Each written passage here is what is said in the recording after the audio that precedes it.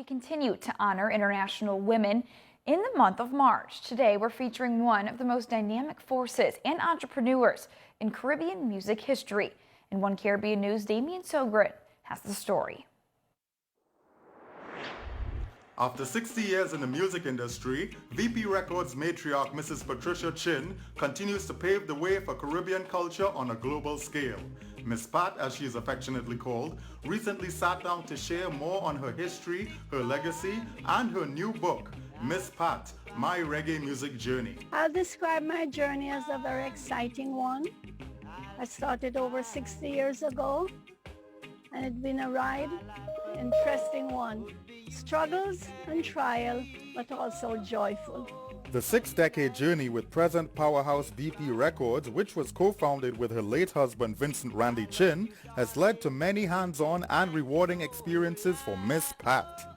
Meeting the producers and the artists, the singers and the musicians, from they were just young, we were all young, trying to create a culture named reggae music, Jamaican music.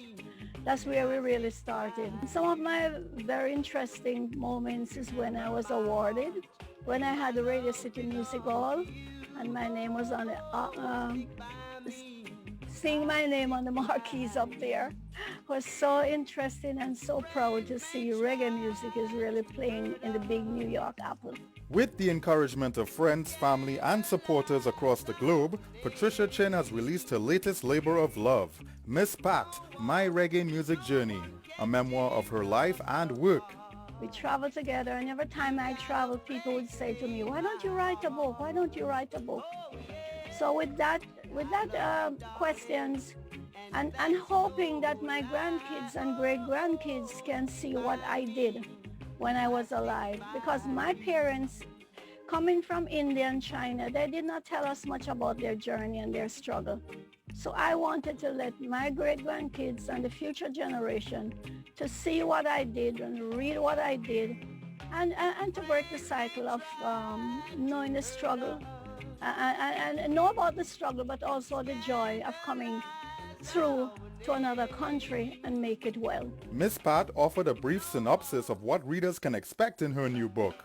So what I did is divided my book into 4 chapters, which is my early years with my family, growing up very poor, very, very extremely poor, selling rubber bands and marbles at school to get lunch money. And then my next 20 years is building Randy's record with my husband, selling used jukebox records. And then my another 40 years when I came to America, start to release music, sign the artists, and continue on my journey with the music. With various accolades under her belt, and after overcoming several challenges as a woman in the industry, Miss Pat is a true icon and pioneer for reggae music. She encourages more women to have careers in music, in particular, the business side of the industry. We need more women to be up front, not only in the background, but to up front. Be an executive, be a singer, do whatever you do, but be up front.